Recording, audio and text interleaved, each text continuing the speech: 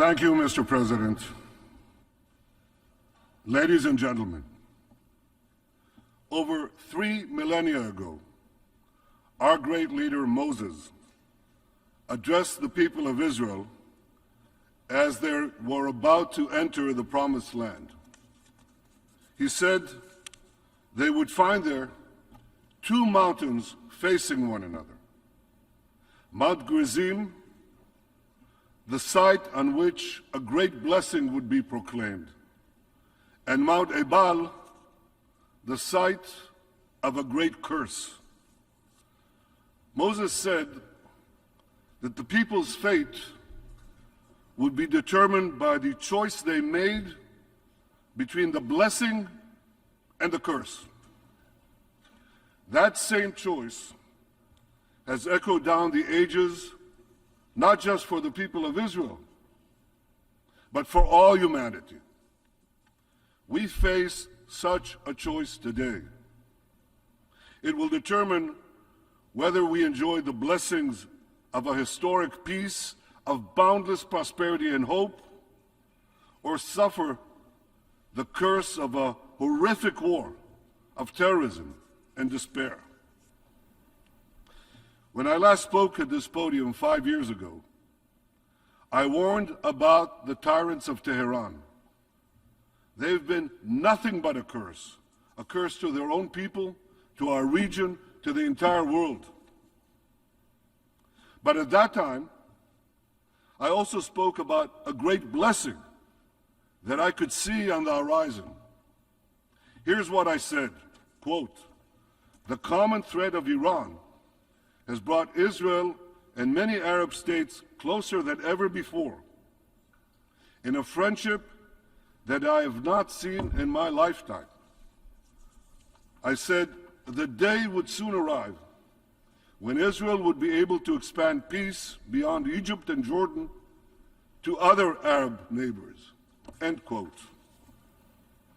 Now, in countless meetings with world leaders, I made the case that Israel and the Arab states shared many common interests, and that I believed that these many common interests could facilitate a breakthrough for a broader peace in our region. Thank you.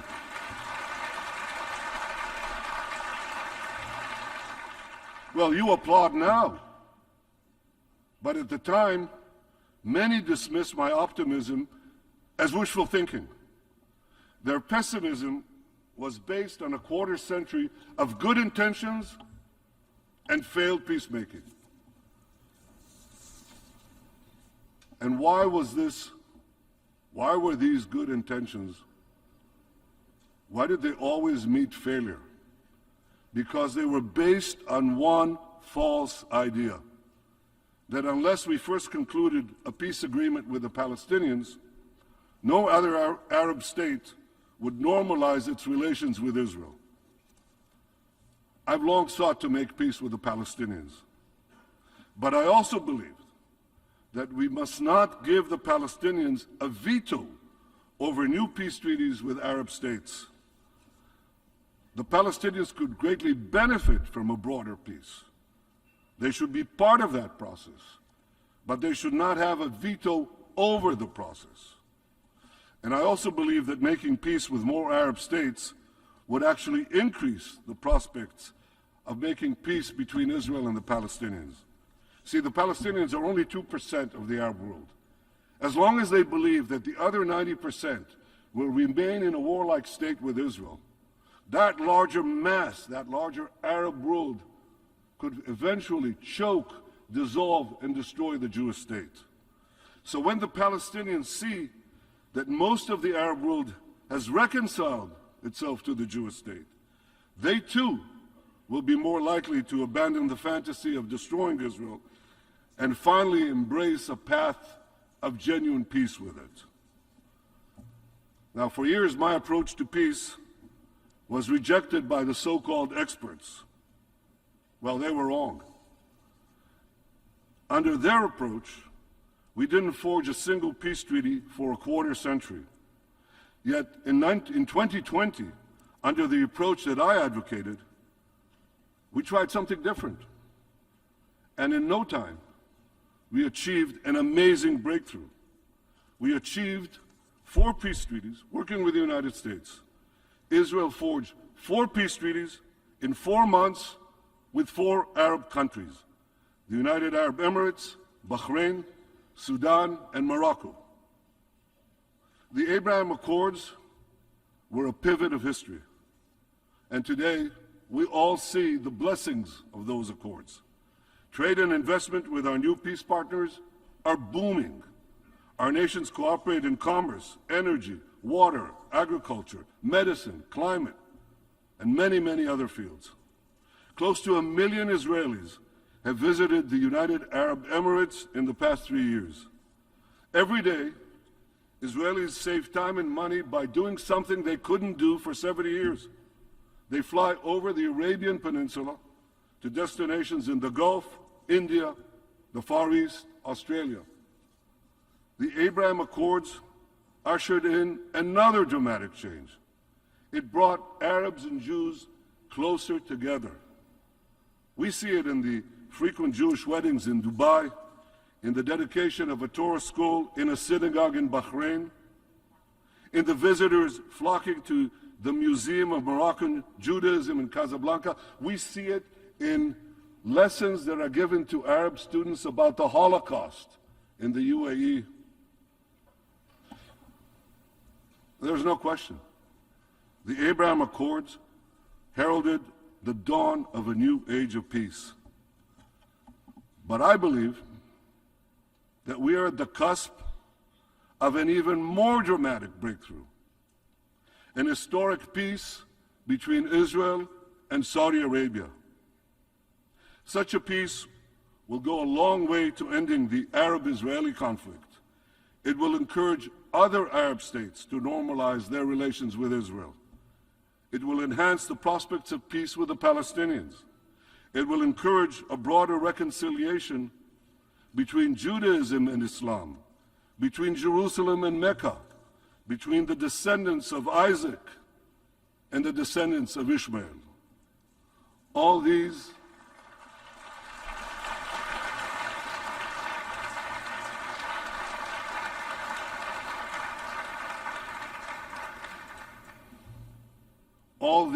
are tremendous blessings. 2 weeks ago, we saw another blessing already in sight. In the G20 conference, President Biden, Prime Minister Modi, and European and Arab leaders announced plans for a visionary corridor that will stretch across the Arabian Peninsula and Israel. It will connect India to Europe with maritime links, rail links, energy pipelines, fiber optic cables. This corridor will bypass maritime checkpoints, or choke points rather, and dramatically lower the cost of goods, communication, and energy for over 2 billion people. What a historic change for my country. You see, the land of Israel is situated in the crossroads between Africa, Asia, and Europe. And for centuries, my country was repeatedly invaded by empires passing through it in their campaigns of plunder and conquest elsewhere.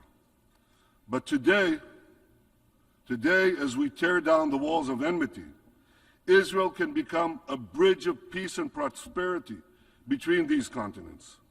Peace between Israel and Saudi Arabia will truly create a new Middle East.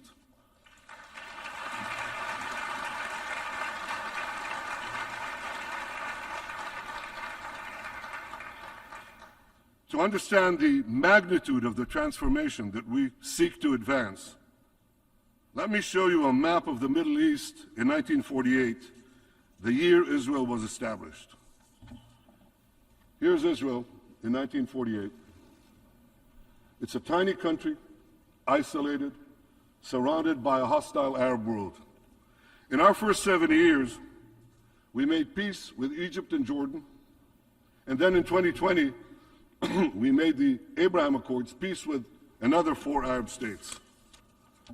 Now look at what happens when we make peace between Saudi Arabia and Israel. The whole Middle East changes. We tear down the walls of enmity. We bring the possibility of prosperity and peace to this entire region, but we do something else. You know, a few years ago, I stood here with a red marker to show the curse, a great curse, the curse of a nuclear Iran. But today I bring this marker to show a great blessing, the blessing of a new Middle East between Israel, Saudi Arabia, and our other neighbors.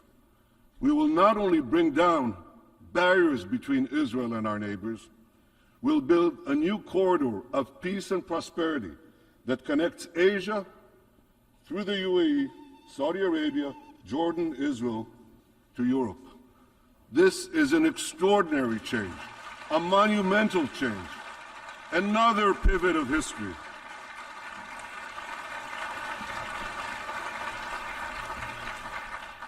Now, as the circle of peace expands, I believe that a real path towards a genuine peace with our Palestinian neighbors can finally be achieved. But there's a caveat. It has to be said here, forcefully. Peace can only be achieved if it is based on truth.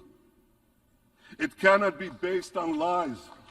It cannot be based on endless vilification of the Jewish people.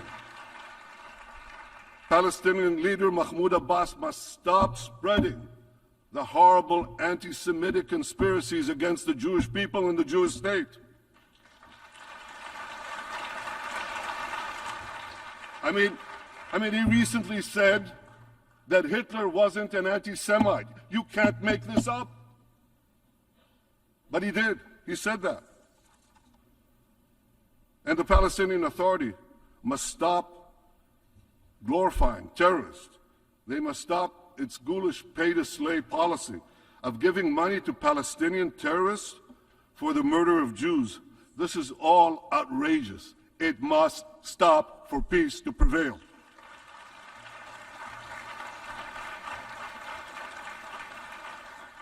And anti-Semitism must be rejected wherever it appears, whether on the left or on the right, whether in the halls of universities or in the halls of the United Nations.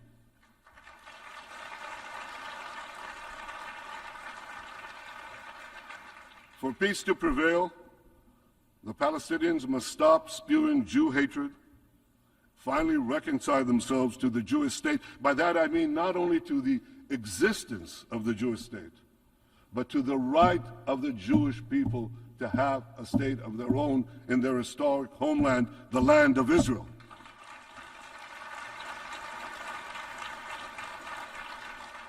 And let me tell you, the people of Israel yearn for such a peace. I yearn for such a peace.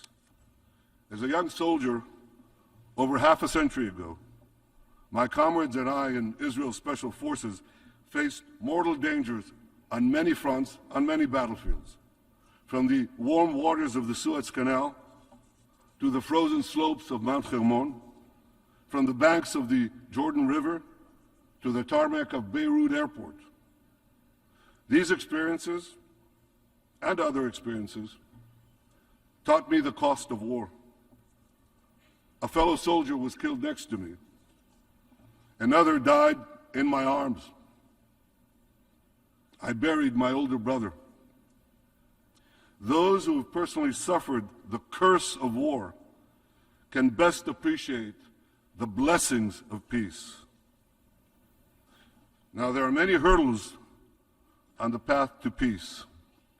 There are many hurdles on the extraordinary path to peace that I've just described. But I'm committed to doing everything I can to overcome these hurdles, to forge a better future for Israel and all of our peoples, all the peoples in our region. 2 days ago,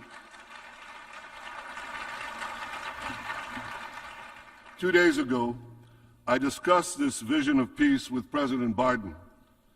We share the same optimism for what can be achieved. And I deeply appreciate his commitment to seize this historic opportunity. The United States of America is indispensable in this effort.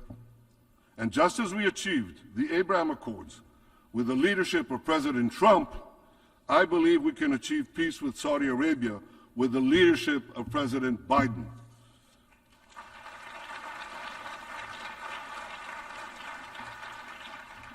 Working together with the leadership of Crown Prince Mohammed bin Salman, we can shape a future of great blessings for all our peoples.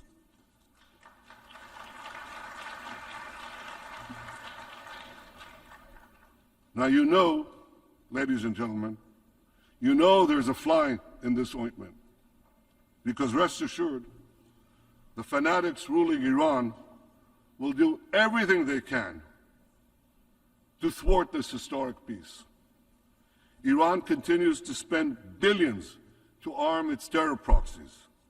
It continues to extend its terror tentacles in the Middle East, Europe, Asia, South America, even North America.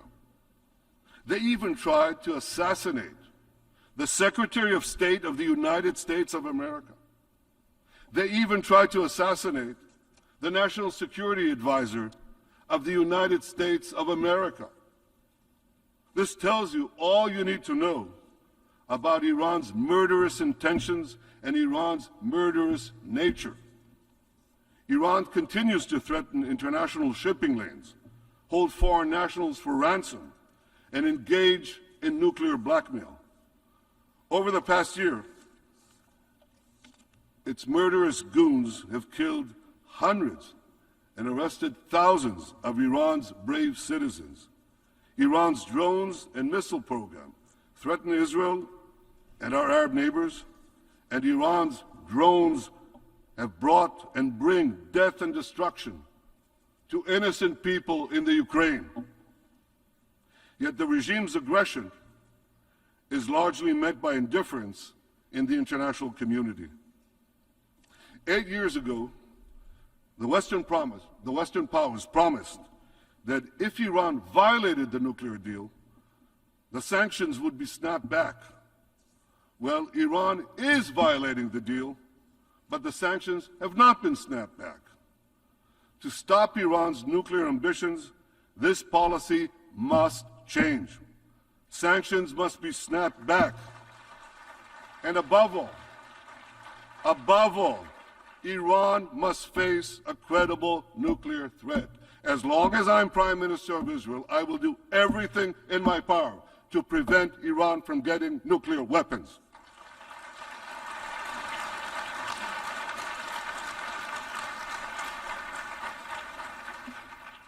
Equally, we should support the brave women and men of Iran who despise the regime, who yearn for freedom, who've gone out bravely on the sidewalks of Tehran and Iran's other cities and faced death. It is the people of Iran, not their oppressors, who are our real partners for a better future.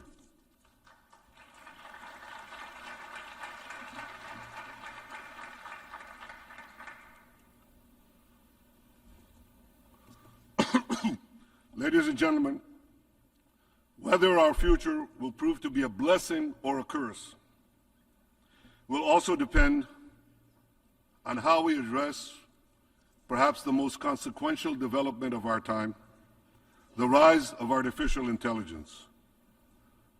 The AI revolution is progressing at lightning speed. It took centuries for humanity to adapt to the agricultural revolution. It took decades to adapt to the industrial revolution. We may have but a few years to adapt to the AI revolution. The perils are great, and they are before us. The disruption of democracy, the manipulation of minds, the decimation of jobs, the proliferation of crime, and the hacking of all the systems that facilitate modern life.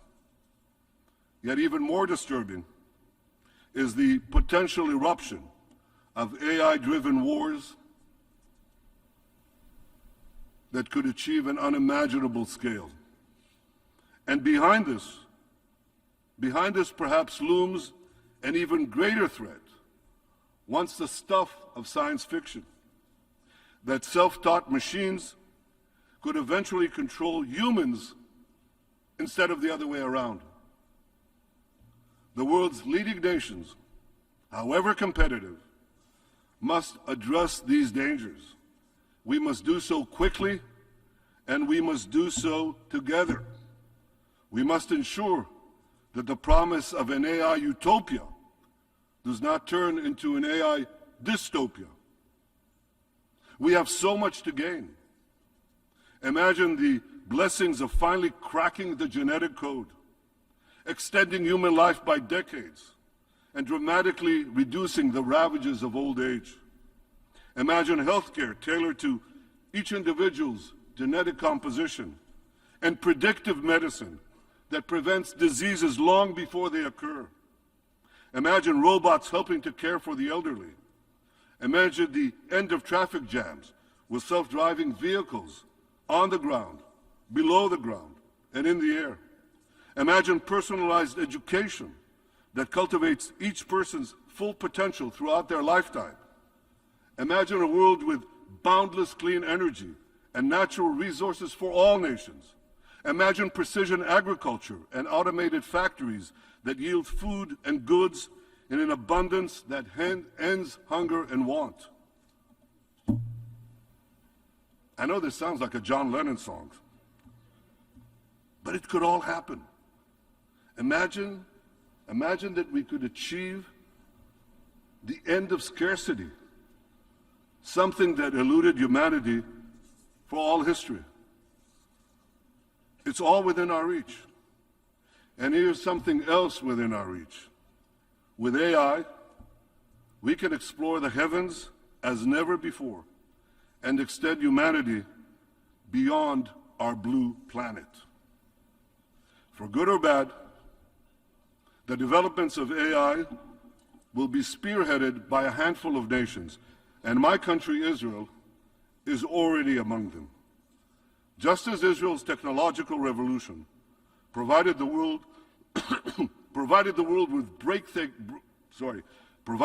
with breathtaking innovations, I'm confident that AI developed by Israel will once again help all humanity. I call upon world leaders to come together to shape the great changes before us, but to do so in a responsible and ethical way. Our goal must be to ensure that AI brings more freedom and not less, prevents wars instead of starting them, and ensures that people live longer, healthier, more productive, and peaceful lives. It's within our reach.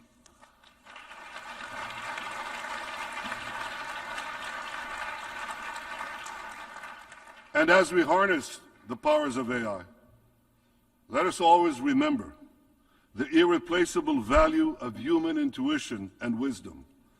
Let us cherish and preserve the human capacity for empathy, which no machine can replace.